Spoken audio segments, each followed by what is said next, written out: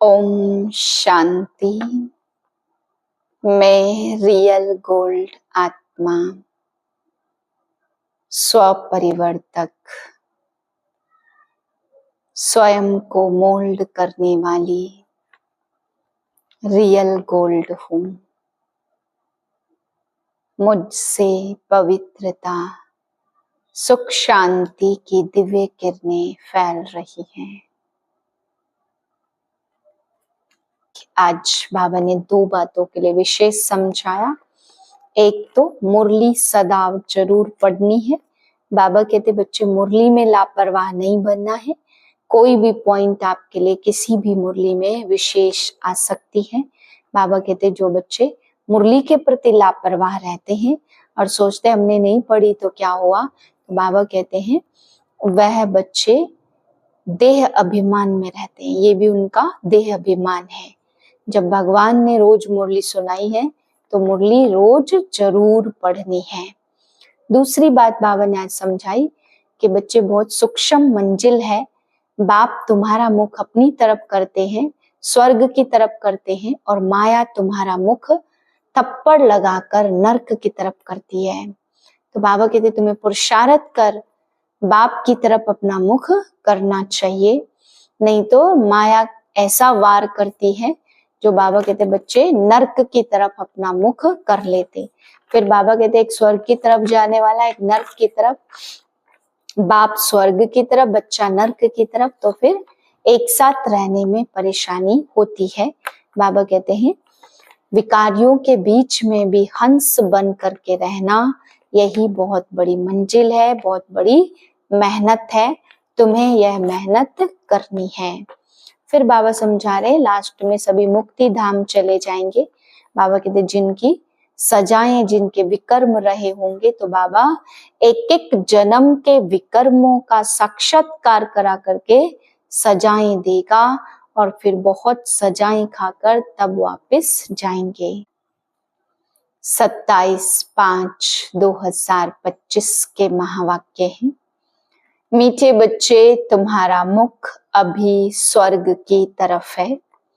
तुम नर्क से किनारा कर स्वर्ग की तरफ जा रहे हो, इसलिए बुद्धि का योग नर्क से निकाल दो। प्रश्न है सबसे ऊंची और सूक्ष्म मंजिल कौन सी है, उसे पार कौन कर सकते हैं? उत्तर है तुम बच्चे स्वर्ग की तरफ मुंह करते माया तुम्हारा मुख नर्क की तरफ फेर देती है। अनेक तूफान लाती है, उन्हीं तूफानों को पार करना यही है सूक्ष्म मंजिल। इस मंजिल को पार करने के लिए नष्टो मोहा बनना पड़े। निश्चय और हिम्मत के आधार पर इसे पार कर सकते हो। विकारियों के बीच में रहते निर्विकारी हंस बनना, यही है मेहनत। गीत है निर्बल से लड़ाई बलवान की, ये कहानी है दिए और तूफान की। ओम शांति। बच्चे जो सेंसिबल हैं वह अर्थ तो अच्छी रीति समझते हैं। जिनका बुद्धि योग शांति धाम और स्वर्ग तरफ है, उन्हों को ही तूफान लगते हैं। बाप तो अभी तुम्हारा मुख फेरता है। अज्ञान काल में भी पुराने घर से मुख फिर जाता है, फिर नए घर को याद करते रहते। कब तैयार हो, अभी तुम बच्चों को भी ध्यान में है। कब हमारे स्वर्ग की स्थापना हो और फिर सुख धाम में आएंगे। इस दुख धाम से तो सबको जाना है। सारी सृष्टि के मनुष्य मात्र को बाप समझाते रहते। बच्चे अभी स्वर्ग के द्वार खुल रहे हैं। अब तुम्हारा बुद्धि योग स्वर्ग तरफ जाना चाहिए। हेवन में जाने वाले को कहा जाता पवित्र, हेल में जाने वाले को अपवित्र कहा जाता। ग्रस्त व्यवहार में रहते भी बुद्धि योग पावन बनकर हेवन तरफ लगाना है। समझो बाप का बुद्धि योग हेवन तरफ और बच्चे का हेल की तरफ। तो दोनों एक घर में कैसे रह सकते? हंस और बगुले इकट्ठे रह न सके, बहुत मुश्किल है। उनका बुद्धि योग है ही 5 विकारों तरफ। वह हेल तरफ जाने वाला और वह हेवन तरफ जाने वाला, दोनों इकट्ठे तो रह न सके। बड़ी मंजिल है। बाप देखते हमारे बच्चे का मुख हेल तरफ है, हेल तरफ जाने बिगर रह नहीं सकता। फिर क्या करना चाहिए? जरूर घर में झगड़ा चलेगा, कहेंगे यह भी कोई ज्ञान है। बच्चा शादी ना करे, ग्रस्त व्यवहार में रहते तो बहुत है ना। बच्चे का मुख हेल तरफ है, वह चाहते हैं नरक में जाएं, और बाप कहते नरक तरफ बुद्धि योग ना रखो। परंतु बाप का भी कहना मानते नहीं। फिर क्या करना पड़े? इसमें फिर बड़ी नष्टो मोहा स्थिति चाहिए। यह सारा ज्ञान आत्मा में है। बाप की आत्मा कहती है हमने क्रिएट किया है, मेरा कहना नहीं मानते। कोई तो ब्राह्मण भी बने हैं, फिर बुद्धि चली जाती है नरक की तरफ। तो वह जैसे एकदम रसातल में चले जाएंगे। बच्चों को समझाया है यह है ज्ञान सागर की दरबार। भक्ति मार्ग में इंद्र की दरबार भी गाई जाती।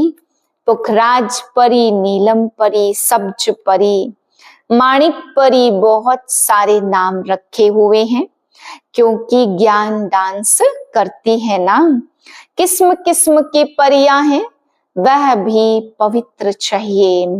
अगर कोई अपवित्र को ले आए तो दंड पड़ जाएगा। इसमें बहुत ही पावन चाहिए। यह मंजिल बहुत ऊंची है, इसलिए झाड़ जल्दी जल्दी वृद्धि को नहीं पाता।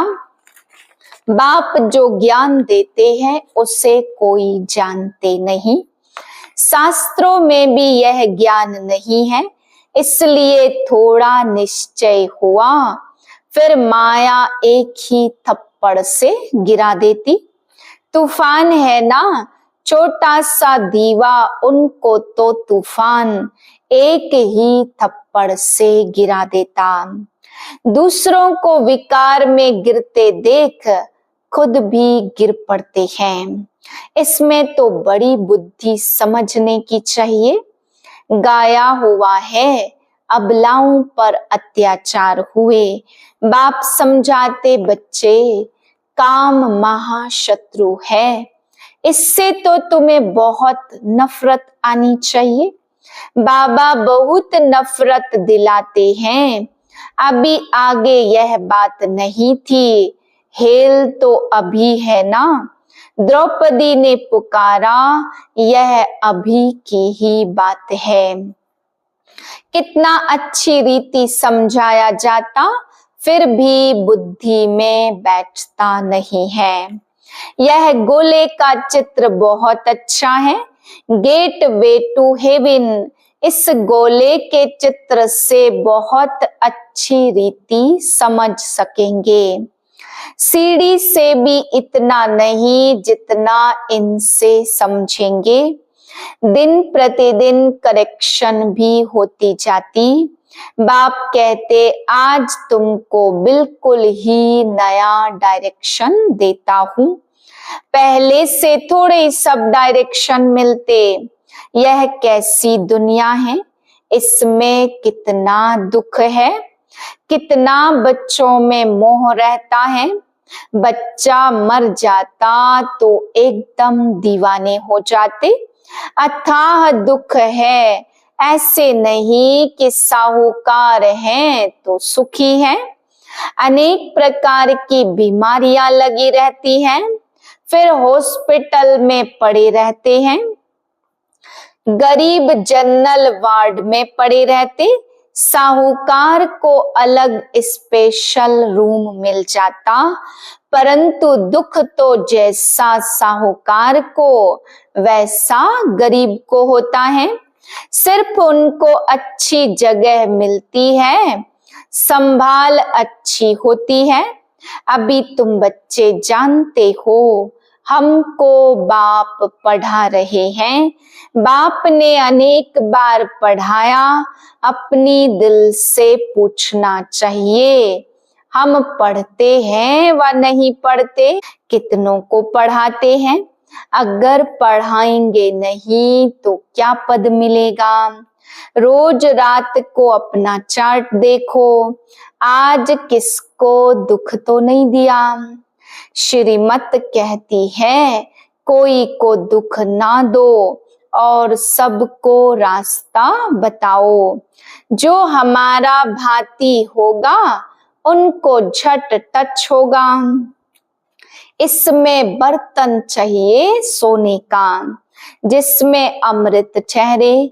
जैसे कहते हैं ना, शेरनी के दूध के लिए सोने का बर्तन चाहिए, क्योंकि उसका दूध बहुत भारी ताकत वाला होता है। उनका बच्चों में मोह रहता, कोई को देखा तो एकदम उछल पड़ेगी, समझेगी बच्चे को मार न डाले। यहाँ भी बहुत है जिनका पति बच्चों आदि में मोह रहता। अभी तुम बच्चे जानते, स्वर्ग का गेट खुलता है, वहां बहुत थोड़े मनुष्य हैं। लड़ाई के बाद स्वर्ग के गेट खुलते हैं। एक एक जन्म का साक्षात्कार कराए, सजाएं खाते रहेंगे, फिर पाई पैसे का पद पालेंगे। कई बच्चे हैं जो मुरली भी मिस कर देते।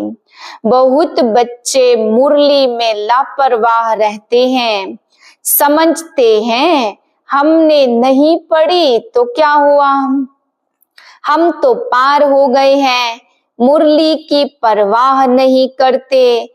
ऐसे देह अभिमानी बहुत हैं, वह अपना ही नुकसान करते हैं।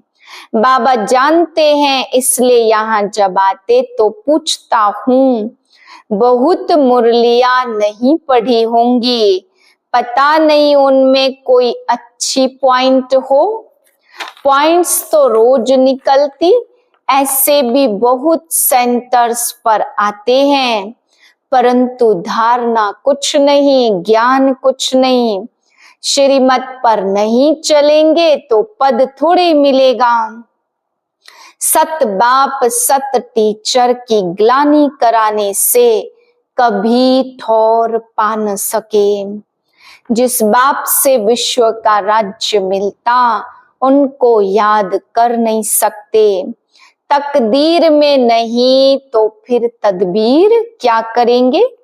बाप तो कहते याद की यात्रा से पाप भस्म होंगे, तो पुरुषार्थ करना चाहिए। बाबा कोई ऐसे भी नहीं कहते खाना पीना नहीं खाओ, यह कोई हठ योग नहीं है। चलते फिरते सब काम करते जैसे आशिक माशुक को याद करते हैं, ऐसे याद करो। उन्हों का नाम रूप का प्यार होता, यह लक्ष्मी नारायण विश्व के मालिक कैसे बने, किसको भी पता है नहीं। तुम तो कहते हो कल की बात है, यह राज्य करते थे। मनुष्य तो लाखों वर्ष कह देते हैं। माया ने मनुष्यों को बिल्कुल पत्थर बुद्धि बना दिया। अभी तुम पत्थर से पारस बुद्धि बनते हो, गली गली में तुम्हारा स्कूल हो जाएगा। बच्चों को बड़ा नशा रहना चाहिए। बाप सिर्फ कहते मुझे याद करो। बाप बच्चों को पुण्य आत्मा बनने की युक्ति बताते हैं। मैं अभी डायरेक्ट आया हूँ, यह है पिछाड़ी का दान। एकदम सरेंडर हो जाओ। बाबा यह सब आपका है।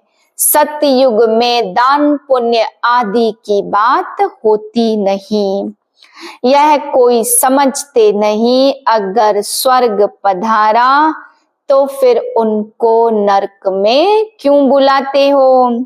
स्वर्ग में थोड़ी कोई कहेगा स्वर्ग पधारा। बाप कहते मामे कम याद करो। कुमारियों को तो बहुत सर्विस का जोश आना चाहिए। बहुत बड़ी मंजिल है, हम भारत को स्वर्ग बनाकर ही दिखाएंगे। कुमारी वह जो 21 कुल का उद्धार करे, अर्थात 21 जन्म लिए उद्धार कर सकती है। अच्छा मीठे मीठे से लदे बच्चों प्रति माता पिता बाप दादा का याद प्यार, गुड मॉर्निंग। रूहानी बाप की रूहानी बच्चों को नमस्ते। हम रूहानी बच्चों की रूहानी बाप को नमस्ते। धारणा के लिए पहली पॉइंट, इस पुरानी दुनिया का अंत है। बाप डायरेक्ट आया है तो एकदम सरेंडर हो जाना है। बाबा यह सब आपका है, इस युक्ति से पुण्यात्मा बन जाएंगे। दूसरी पॉइंट है, मुरली कभी भी मिस नहीं करनी है। मुरली में लापरवाह नहीं बनना। ऐसे नहीं हमने नहीं पढ़ी तो क्या हुआ, हम तो पार हो गए, नहीं, यह देह अभिमान है। मुरली जरूर पढ़नी है।